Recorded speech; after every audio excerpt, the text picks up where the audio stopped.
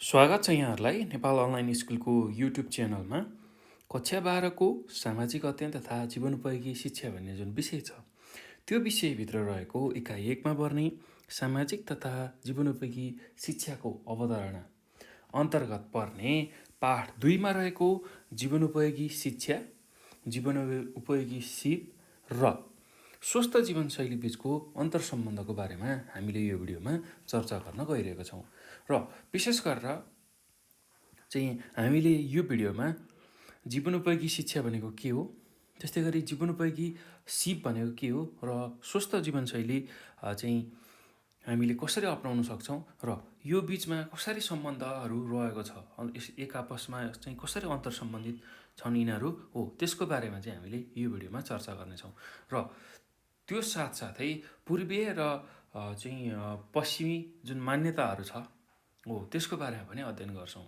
पूर्वीय दर्शन अथवा पूर्वीय चाहिँ मान्यता र पश्चिमी मान्यता अथवा पश्चिमी दर्शन, पश्चिमी चिन्तन परम्परा हो, त्यसको बारेमा चाहिँ हामीले यो भिडियोमा चर्चा गर्छौँ। र यसलाई तपाईँहरूले नछुटाइकन चाहिँ अन्तिमसम्म हेर्नुहोला।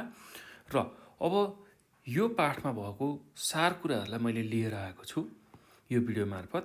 र विशेष गरेर पूर्वीय चिन्तन परम्परामा के कुराहरू छन् त हो, त्यसको बारेमा चाहिँ मैले व्याख्या गर्न गइरहेको छु है त। ल अब सुरुमा त पूर्वीय चिन्तन भन्ने बित्तिकै हामीले के गर्नुपर्छ, के बुझ्नुपर्छ भने पूर्वीय चिन्तन परम्परालाई बुझ्दाखेरि पूर्वीय दर्शन धर्म, संस्कार, संस्कृति, सभ्यता, रीतिथिति, कला आदिमा आधारित जुन चिन्तन परम्परा छ, त्यसलाई हामी पूर्वीय चिन्तन परम्परा भनेर बुझ्छौँ है त। पूर्वीय दर्शन, त्यसै गरी धर्म, संस्कार, संस्कृति, सभ्यता, रीतिथिति, कला आदिमा आधारित चिन्तन परम्परालाई पूर्वीय चिन्तन परम्परा भनिन्छ। अब यो पूर्वीय भन्ने बित्तिकै कहाँनिरको भूगोल हो त, कतालाई चाहिँ पूर्व भन्छौँ हामी। विश्वको भूगोललाई हेर्दाखेरि पूर्व कतापट्टि हुन्छ भन्दाखेरि एसियाका पूर्वी भाग, दक्षिणी भाग, त्यसै गरी दक्षिण पूर्वी भाग हो, यो भागलाई चाहिँ हामी पूर्व भनेर भन्छौँ है त। विश्वलाई हेर्ने हो भने, विश्व मानचित्रलाई हेर्ने हो भने एसियाको पूर्वी भाग, दक्षिण पूर्वी भाग र दक्षिणी भागलाई हामी पूर्वीय भनेर भन्छौँ है त। र भौगोलिक हिसाबबाट हेर्ने हो भने भौगोलिक चाहिँ दर्शनबाट हेर्ने हो भने अब पूर्वीय दर्शन, हामीले अहिले पूर्वीय दर्शनको बारेमा चर्चा गर्दैछौँ, पूर्वीय चिन्तनको बारेमा चाहिँ चर्चा गर्दैछौँ हो। त्यो हुँदाखेरि जुन एसियाका पूर्वी दक्षिणी भाग र पूर्वी दक्षिणी, त्यसै गरी दक्षिण पूर्वी हो, यो सबै भागहरू चाहिँ पूर्वीय अन्तर्गत पर्दछ। र त्यसमा अब नेपाल भयो, भारत, चीन, त्यसै गरी कोरिया, जापान, भियतनाम हो, यस्ता खालका चाहिँ देशहरू पर्छन् है त। तपाईँहरूलाई थाहा छ है त, एसियाका जुन देशहरू छ हो, त्यो देशहरू चाहिँ पूर्वीय देशमा गनिन्छन्, पूर्वीय चाहिँ रूपमा गनिने भएको हुनाले अब त्यहीँबाट विभिन्न चिन्तनको परम्पराहरू सुरु भएको छ, दर्शन जन्मिएको छ हो। त्यो भएर पूर्वीय चिन्तन परम्परा अथवा पूर्वीय दर्शन भनेर हामीले भन्छौँ है त। अर्को कुरा के बोल्नु पऱ्यो भने भौगोलिक दर्शनबाट हेर्दाखेरि हामीले पूर्वीय दर्शनमा चाहिँ के कुराहरू पाउँछौँ भन्दाखेरि भूगोलका आधारमा हेर्दाखेरि चाहिँ हामीले भारतवर्षीय दर्शनलाई देख्न सक्छौँ, त्यस्तै अर्को भनेको चिनिया दर्शन छ हामीसँग, त्यस्तै अर्को भनेको कोरियाली दर्शन छ, त्यस्तै अर्को जापानी दर्शन र भियतनामी दर्शन हो। यो दर्शनहरू चाहिँ हामीसँग रहेको छ पूर्वीय चिन्तन परम्परामा भूगोलको आधारमा हेर्दाखेरि है त। ल यति कुरा हामीले याद गर्नुपर्छ। र अब पूर्वीय चिन्तन परम्परा र दर्शन जुन चाहिँ वेदबाट चाहिँ पछि सबैतिर आएको हो, मूल चिज चाहिँ हामी वेदलाई मान्छौँ र वेदबाट चाहिँ तिनीहरू बिस्तारै चाहिँ अरू चिन्तन परम्परा विकास भएको भन्ने एउटा मान्यता छ हो। त्यो आधारमा हामीले हेर्दाखेरि पूर्वीय चिन्तन परम्परा र दर्शन चाहिँ विशेष गरेर के रहेको छ भन्दाखेरि पहिलो छ हिन्दू धर्म एवं दर्शन, त्यस्तै दोस्रो बौद्ध धर्म एवं दर्शन, त्यसै गरी तेस्रो जैन धर्म एवं दर्शन, त्यस्तै अर्को किराँत धर्म एवं दर्शन, त्यसै गरी अर्को सिख धर्म एवं दर्शन, त्यस्तै कन्फ्युसियस दर्शन, ताओ दर्शन हो।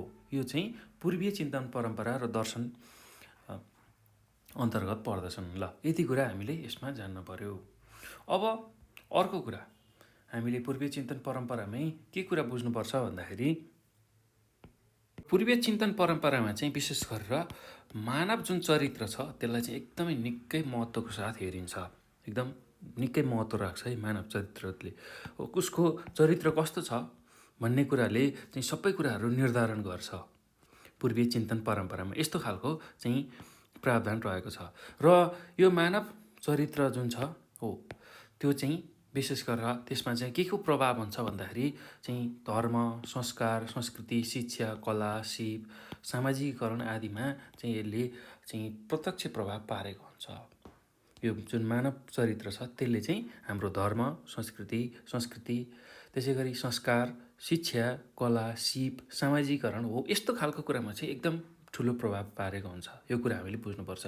र अर्को भनेको पूर्वीय चिन्तन परम्परामा चाहिँ विशेष गरेर चाहिँ केलाई जोड दिइन्छ भन्दाखेरि परिवार, कुल, समुदाय र समाजलाई महत्त्व दिइन्छ। त्यस्तै अर्को भनेको व्यक्तिगत विकासको लागि महत्त्व दिइन्छ पूर्वीय चिन्तन परम्परामा।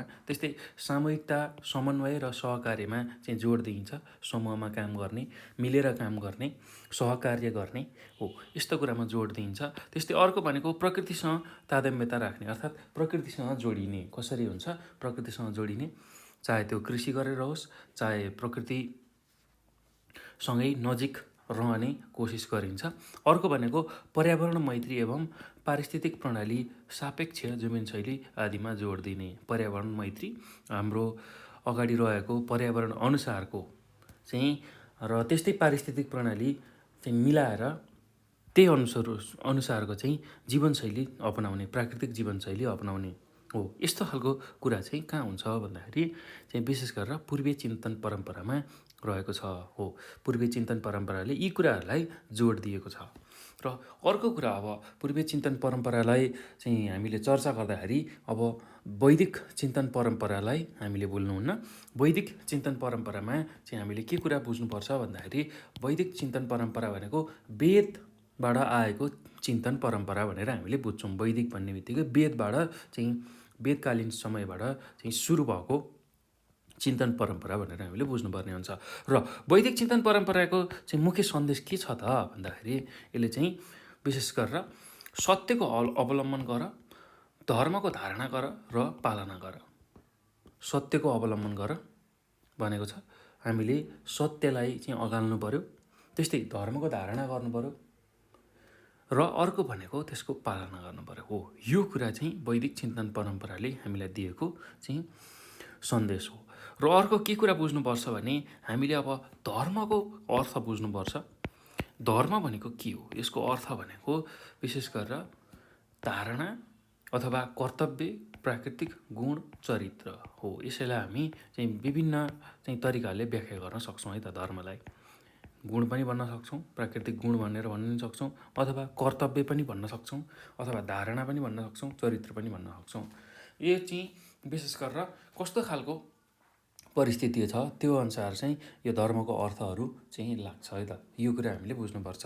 र अब धर्मको 10वटा लक्षण छ हो, त्यो लक्षणको बारेमा चर्चा गरौँ। धर्मको 10वटा लक्षणहरूमा पहिलो लक्षण भनेको धृति, जसलाई हामी धैर्य भनेर भन्छौँ है त। धृति, जसलाई हामी धैर्य भनेर भन्छौँ है। त्यस्तै अर्को छ अक्रोध, अर्थात् क्रोध नगर्नु। त्यस्तै अर्को छ विद्या भनेको ज्ञान आर्जन गर्नु। अर्को छ धि भनेको बुद्धिमानी हुनु। त्यस्तै अर्को छ क्षमा भनेको क्षमाशील हुनु, कसैलाई क्षमा गर्ने त्यो गुण हुनु है त। त्यस्तै अर्को भनेको इन्द्रिय निग्रह, अर्थात् इन्द्रियहरूलाई चाहिँ बसमा राख्नु, आफ्नो जुन कर्मेन्द्रिय ज्ञानेन्द्रिय छ त्यसलाई चाहिँ बसमा राख्नु।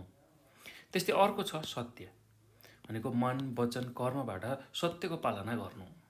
मन, वचन, कर्म यो सबैबाट सत्यको पालना गर्नु, कसैलाई चाहिँ वचनले नदुखाउनु, त्यसै गरी चाहिँ कर्मबाट चाहिँ सत्यको पालना गर्नु हो। यो सबै कुरा सत्यभित्र आउँछ। अर्को भनेको दम, आफ्ना जुन वासनाहरू छ हो त्यो माथि नियन्त्रण गर्नु। आफ्ना वासना छ, डिजायरहरू छ हो त्यो माथि नियन्त्रण गर्नु। त्यस्तै अर्को भनेको शौच, शरीर, मन एवं बुद्धिलाई शुद्ध तथा पवित्र राख्नु।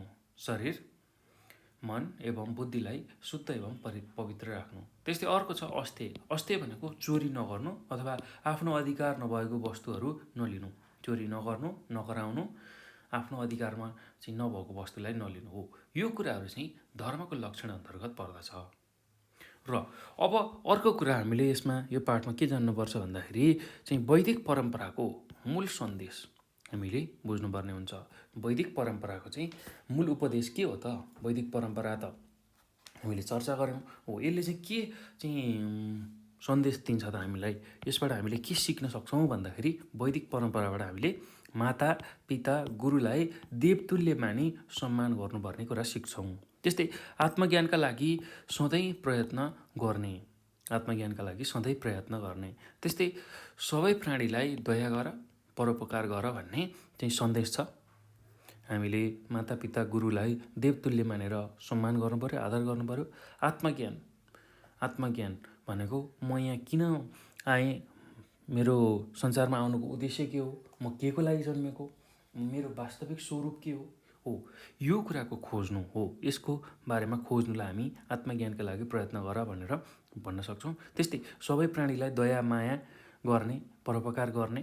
त्यस्तै अर्को भनेको उपयुक्त आहारको मात्रा हामीले खानपिन गर्नु पर्यो है त। उपयुक्त आहार हामीलाई, हाम्रो शरीरलाई चाहिने जुन उपयुक्त कुराहरू छ त्यसलाई मात्र हामीले खानु पर्यो। अर्को भनेको असल विचार गर, स्वावलम्बी बन। असल विचारहरू राख्ने, सधैँ सकारात्मक चिन्तन गर्ने अनि स्वावलम्बी बन्ने है त। र अर्को सबैभन्दा मुख्य कुरा भनेको ईश्वरको उपासना गर।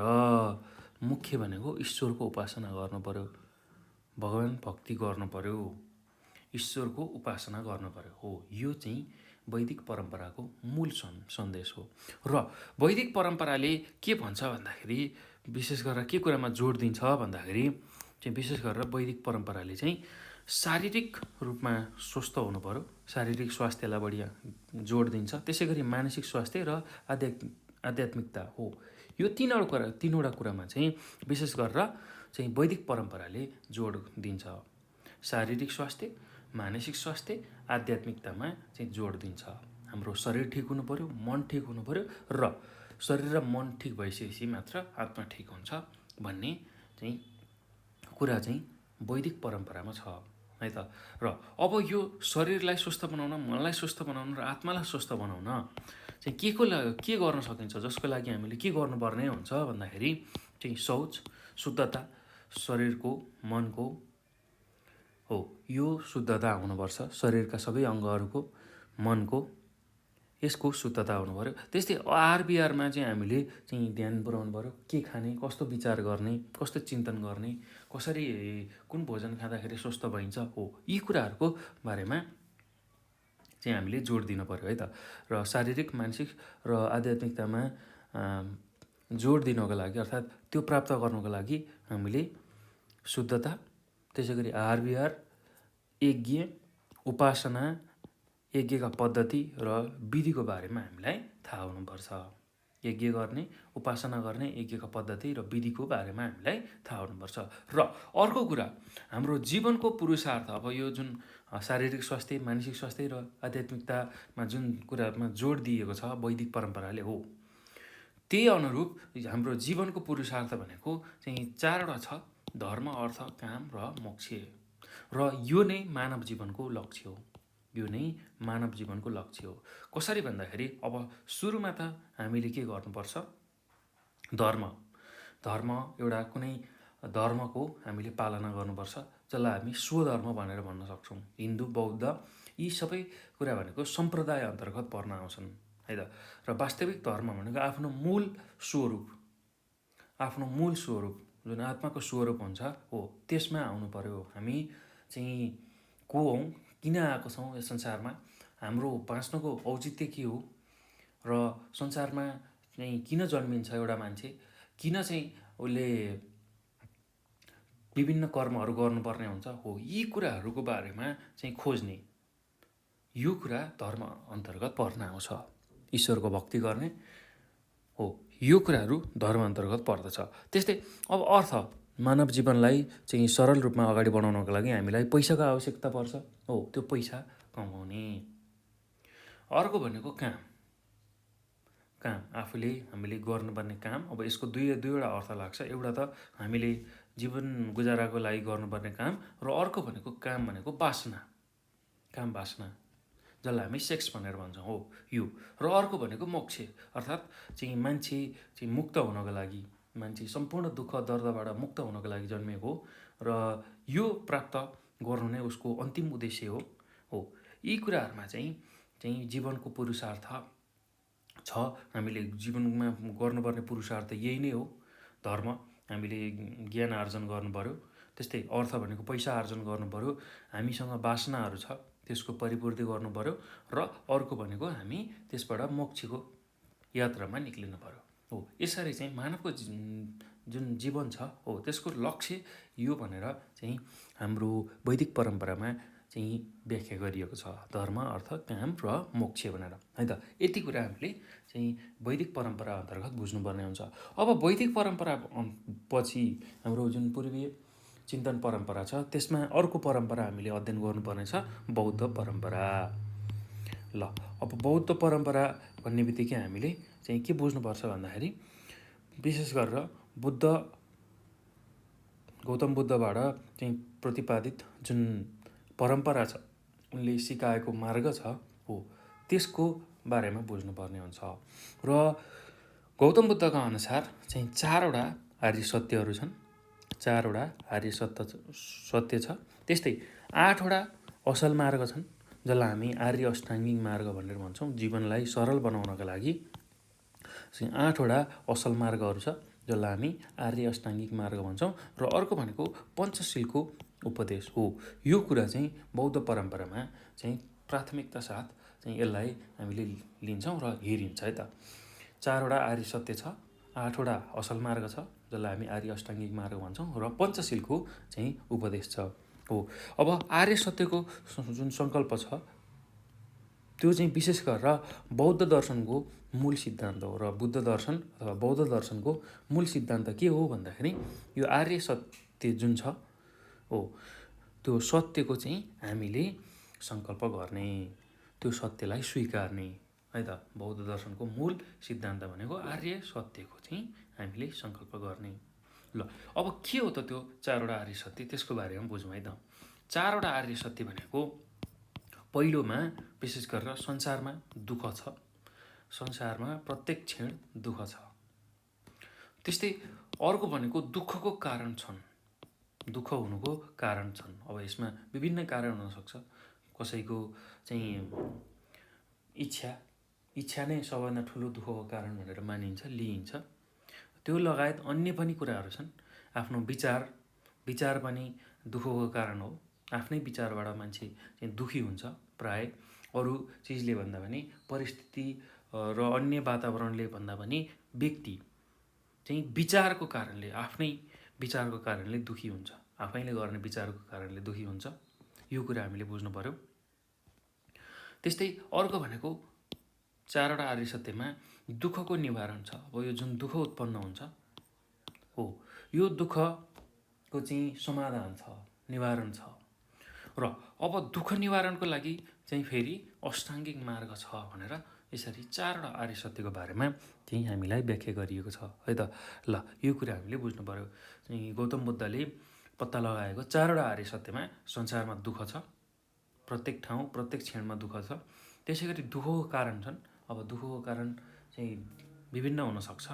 त्यसमा विशेष गरेर चाहिँ मान्छेको वासना अथवा यी इच्छा, डिजायरहरू, र अर्को भनेको मान्छेको विचार। त्यस्तै यो दुःखको निवारण पनि छ।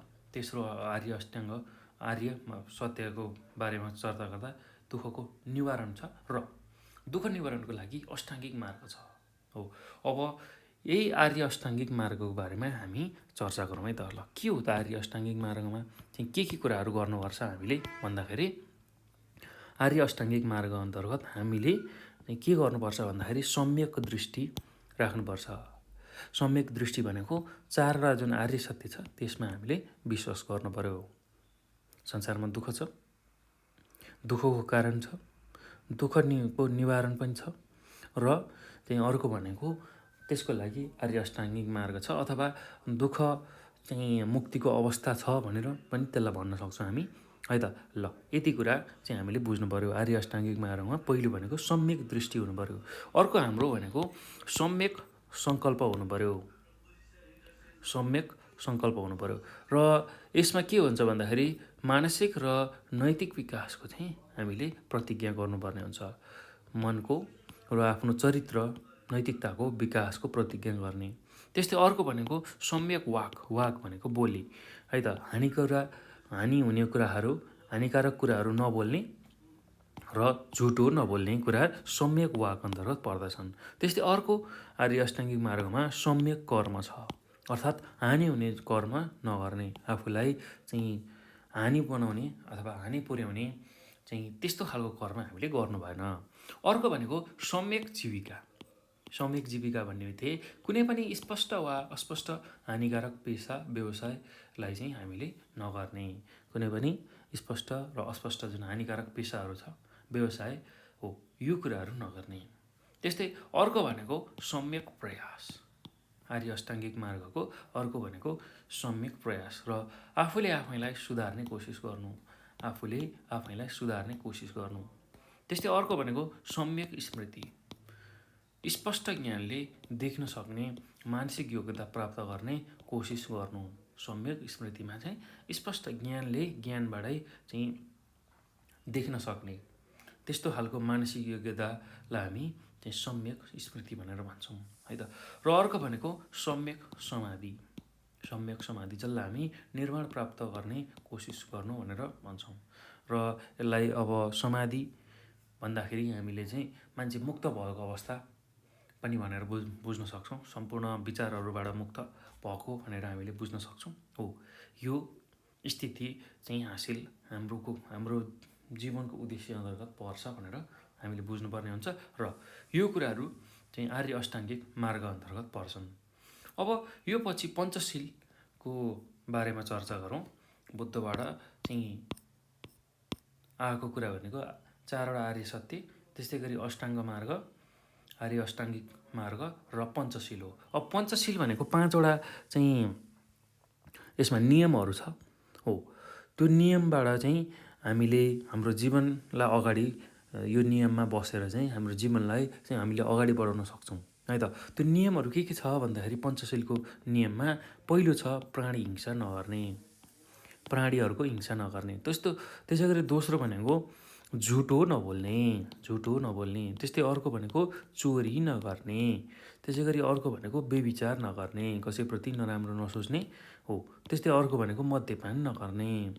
ल, यो कुरा चाहिँ पञ्चशीलको सिद्धान्त अन्तर्गत आउँछ र यसमा हामीले अर्को के जान्नुपर्छ भन्दाखेरि जहिले पनि हामी अतिवादबाट चाहिँ बच्नुपर्छ र मध्यमार्गी बन्नुपर्छ।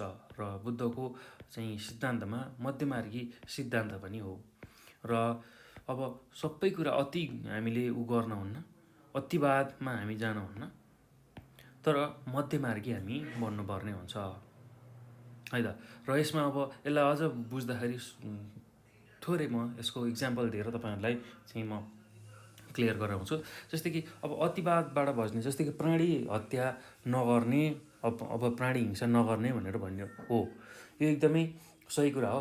हामीले प्राणी हत्या गर्नुहुन्न, तर यसमा पनि 2वटा कुरा आउँछन् जुन चाहिँ भगवान् बुद्धबाट कसरी व्याख्या भएको छ भन्दाखेरि एउटा हुन्छ निड टु किल र अर्को हुन्छ विल टु किल।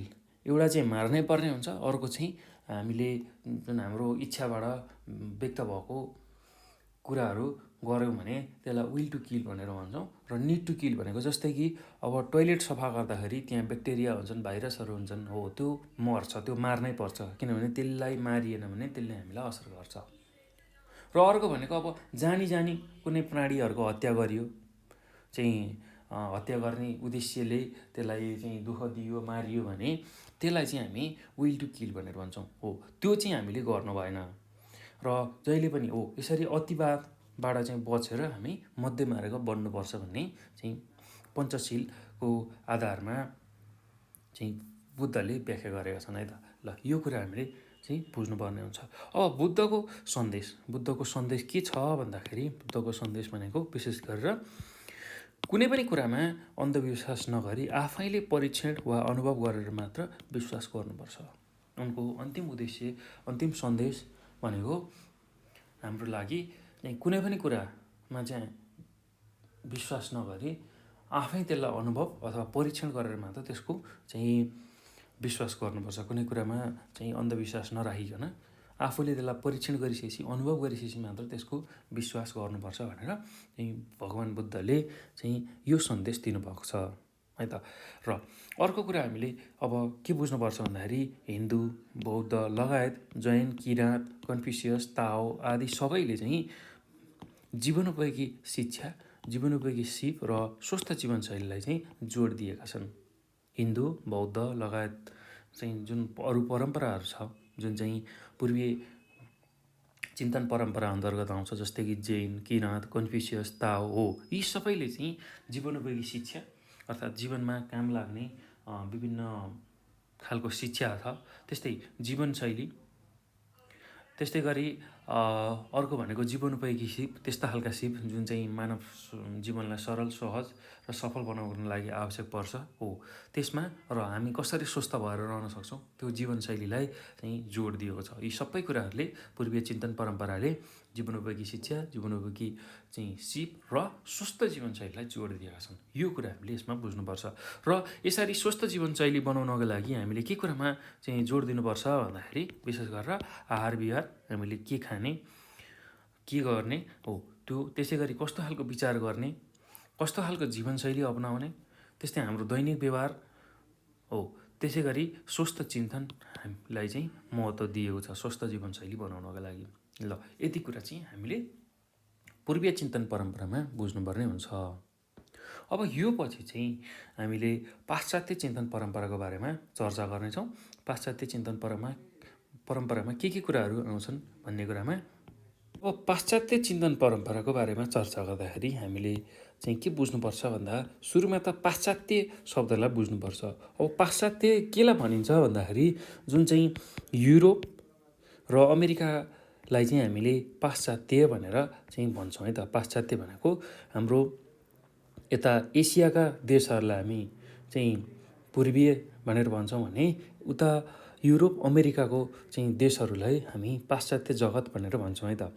र ग्रिस पनि त्यसमा आउँछ र प्राचीन ग्रिसबाट चाहिँ यो पाश्चात्य चिन्तन परम्परा सुरु भएको यो कुरा पनि हामीले बुझ्नुपर्ने हुन्छ। पाश्चात्य जुन चिन्तन परम्परा छ त्यसको मूल स्रोत भनेको प्राचीन ग्रिस हो, जहाँबाट चाहिँ यो चिन्तन परम्परा सुरुवात भयो।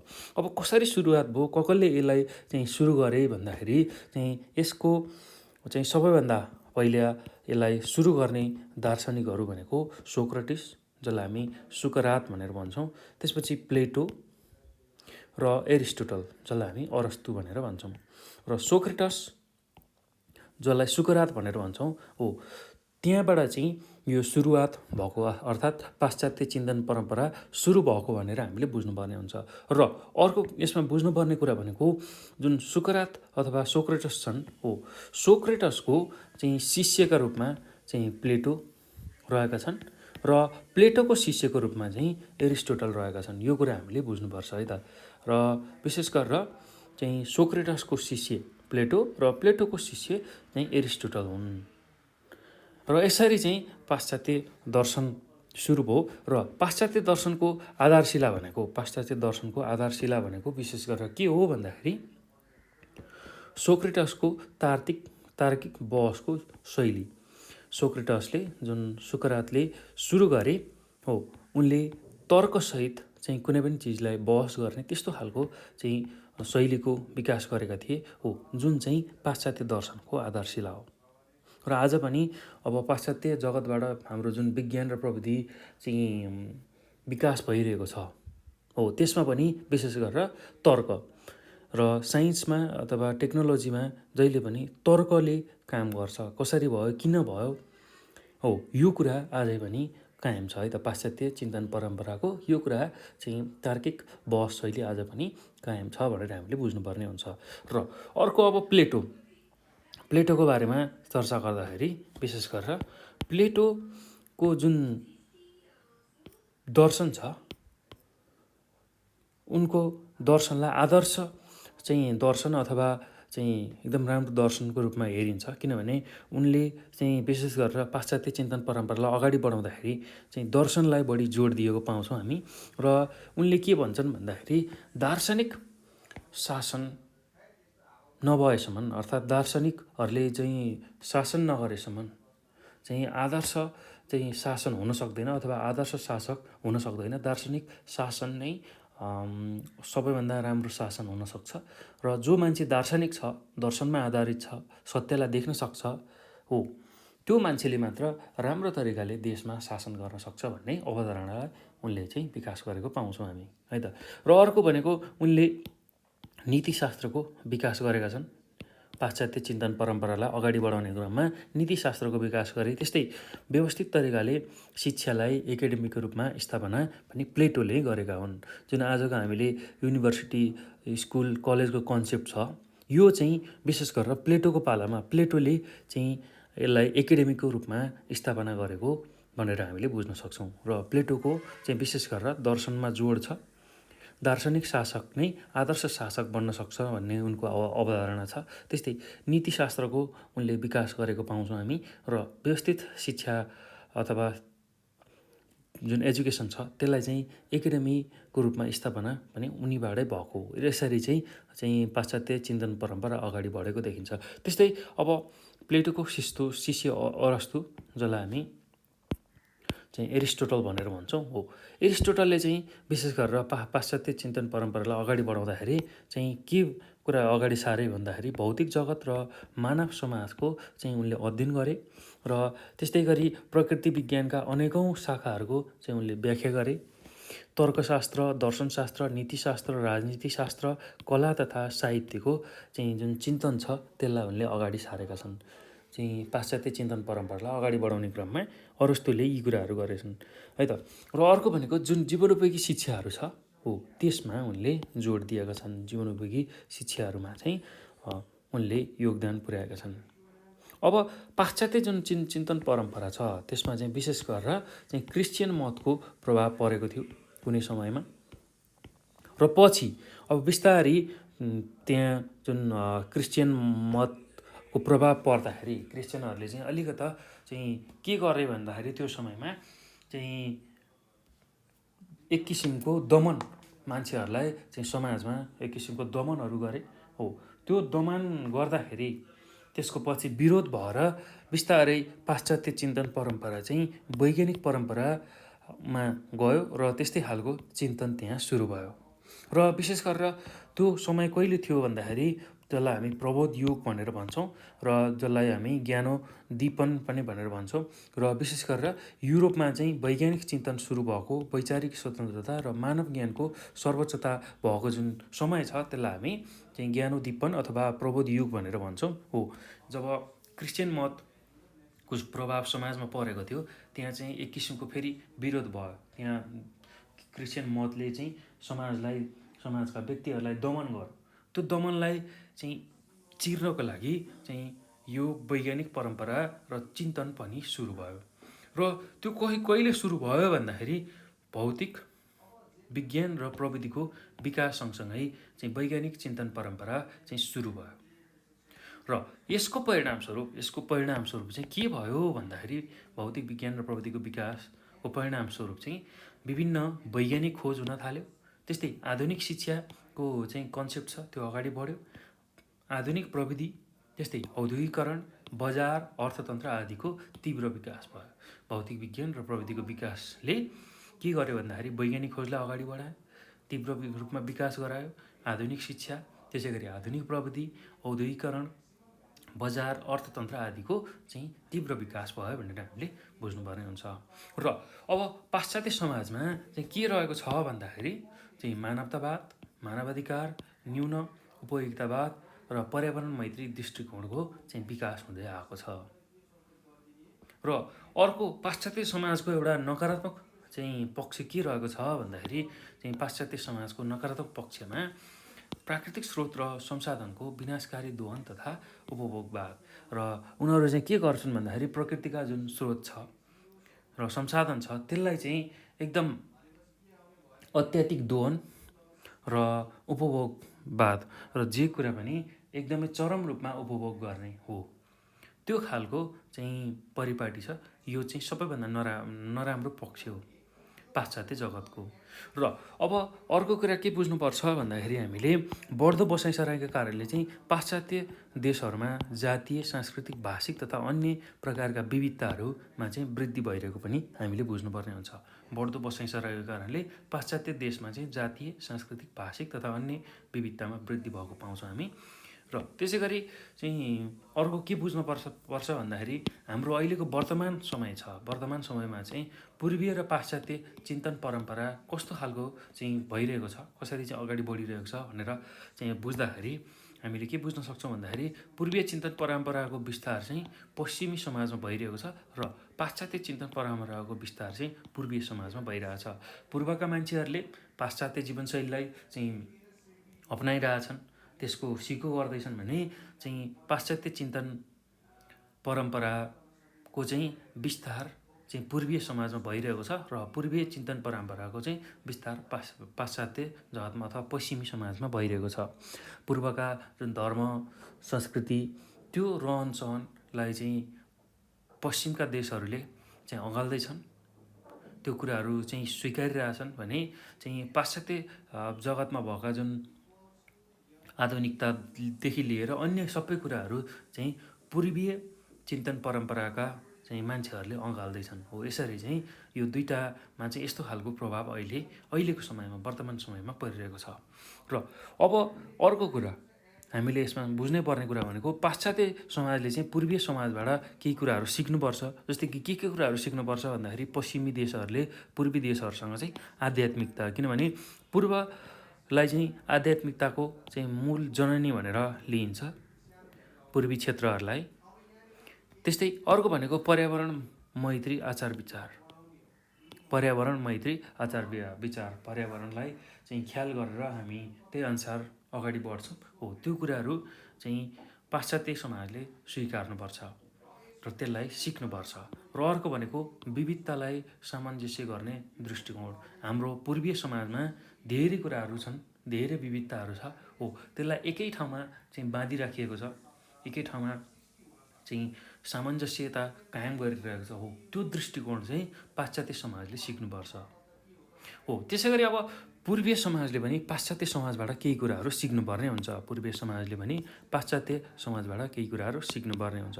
त्यो के भन्दाखेरि प्रविधिको विकास, जुन नयाँ नयाँ प्रविधि छ, हो, त्यो प्रविधिको विकासलाई हामीले सिक्नुपर्ने छ। अर्को भनेको उद्यमशीलता, जुन उद्योगहरू खोल्ने, व्यापार गर्ने, हो, त्यो सबै कुराहरू चाहिँ हामीले पश्चिमी समाजबाट सिक्नुपर्छ, हामी पूर्वीय समाजका मान्छेले, है त।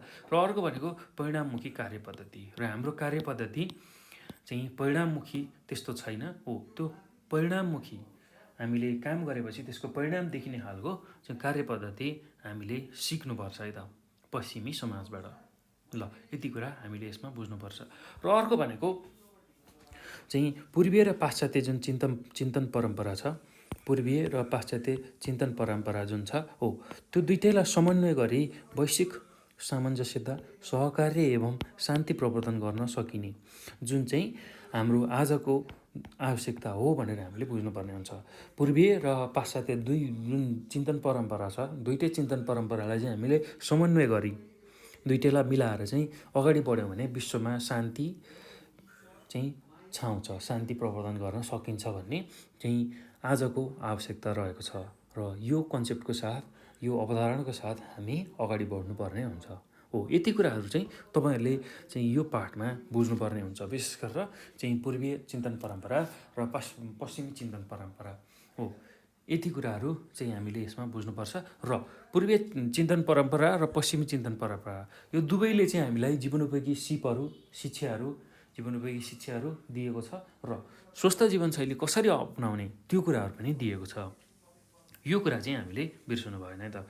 स्वस्थ जीवनशैली कसरी अपनाउने भन्ने कुरा चाहिँ हामीलाई पूर्वीय चिन्तन परम्परा र पश्चिमी चिन्तन परम्परा, यो दुवै चिन्तन परम्पराले हामीलाई दिएको छ। त्यो कुरा चाहिँ मुख्य कुरा हो, है।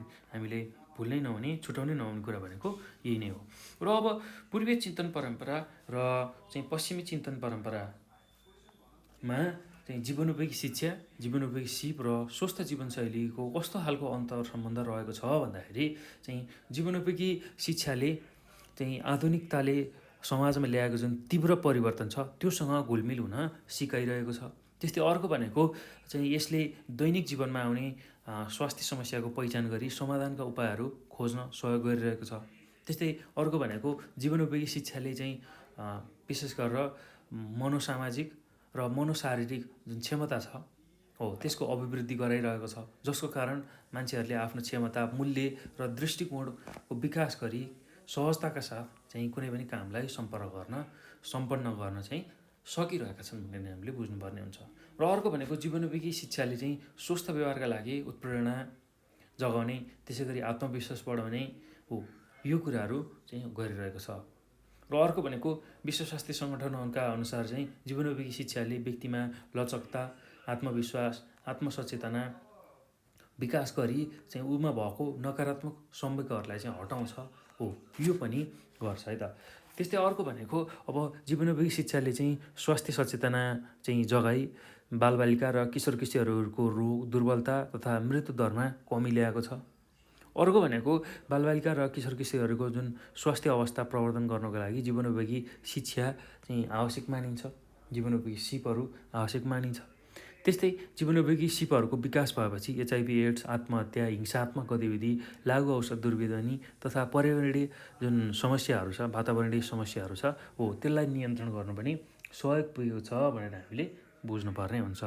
ल यति कुरा चाहिँ हामीले चाहिँ जीवनोपयोगी शिक्षा, जीवनोपयोगी सिप र स्वस्थ जीवनशैली बिचको अन्तर सम्बन्धको बारेमा बुझ्नुपर्ने हुन्छ। ल यति कुरा तपाईँहरूले चाहिँ यो पाठमा जान्नै पर्ने कुरा हो है त। ल विशेष गरेर चाहिँ यो पाठमा तपाईँहरूले के कुरा जान्नु पऱ्यो भन्दाखेरि पूर्वीय चिन्तन परम्परा र पाश्चात्य चिन्तन परम्परा यो जान्नु पऱ्यो। त्यस्तै अर्को भनेको अब पूर्वीय चिन्तन परम्परा र पाश्चात्य चिन्तन परम्पराले चाहिँ हामीलाई जीवनोपयोगी शिक्षा, जीवनोपयोगी सिप र स्वस्थ जीवनशैली चाहिँ बाँच्न सिकाइरहेको छ हो, त्यो कुराहरू चाहिँ हामीले बुझ्नु पऱ्यो। र पूर्वबाट पश्चिमले सिक्नुपर्ने कुरा र पश्चिमबाट पूर्वले सिक्नुपर्ने कुराको बारेमा हामीले जानकारी लिनुपर्छ। त्यसको साथसाथै चाहिँ जीवनोपयोगी शिक्षा, जीवनोपयोगी चाहिँ सिप र स्वस्थ जीवनशैलीको कस्तो खालको अन्तर सम्बन्ध रहेको छ भन्ने कुरा चाहिँ यो पाठमा हामीले जान्नुपर्ने हुन्छ। ल यति कुराहरू तपाईँहरूले यो पाठमा बुझ्नु होला। र यो सँगसँगै अब यो भिडियो हेर्दा तपाईँहरूले धेरै कुरा त थाहा पाइसक्नु भएको छ। यदि केही कुराहरू तपाईँहरूलाई यो बुझ्नको लागि गाह्रो पऱ्यो भने तपाईँहरूले हामीलाई 9849595895 यो नम्बरमा हामीलाई कन्ट्याक्ट गरेर आफ्नो चाहिँ जिज्ञासा समस्याहरू राख्न सक्नुहुन्छ। यही नम्बरमा हामीलाई कल अथवा मेसेज गर्न सक्नुहुन्छ है। त्यसै गरी यही नम्बरको चाहिँ वाट्सएप, भाइबर र टेलिग्राममा पनि हामीलाई चाहिँ कल अथवा मेसेज गर्न सक्नुहुन्छ र आफूलाई लागेको समस्याहरू चाहिँ राख्न सक्नुहुन्छ, पढाइ सम्बन्धी जिज्ञासाहरू राख्न सक्नुहुन्छ। साथसाथै नेपाल अनलाइन स्कुलको चाहिँ फेसबुक पेज, त्यसै गरी टिकटक र इन्स्टाग्रामलाई पनि तपाईँहरूले फलो गर्न सक्नुहुन्छ र आफ्नो समस्याहरू, क्वेरिजहरू त्यहाँ पनि राख्न सक्नुहुन्छ। ल यति कुरा तपाईँहरूले गर्नुहोला र साथसाथै यो भिडियोलाई हेरिसकेपछि यसलाई सक्दो सेयर गर्नुहोला, लाइक गर्नुहोला, कमेन्ट गर्नुहोला र नेपाल अनलाइन स्कुलको युट्युब च्यानललाई सब्सक्राइब गर्न नभुल्नुहोला। किनभने यस्तै खालको एजुकेसनल कन्टेन्टहरू हामी तपाईँहरूको माझ लिएर आइरहेको छौँ। त्यसलाई नछुटाइकन हेर्नका लागि तपाईँहरूले यो च्यानललाई सब्सक्राइब गर्नुहोला है त। ल यति भन्दै म यो भिडियोबाट बिदा हुन्छु। तपाईँको समय शुभ रहोस् र तपाईँहरू सबैजनालाई चाहिँ यो भिडियो हेर्नुभएकोमा धेरै धेरै धन्यवाद।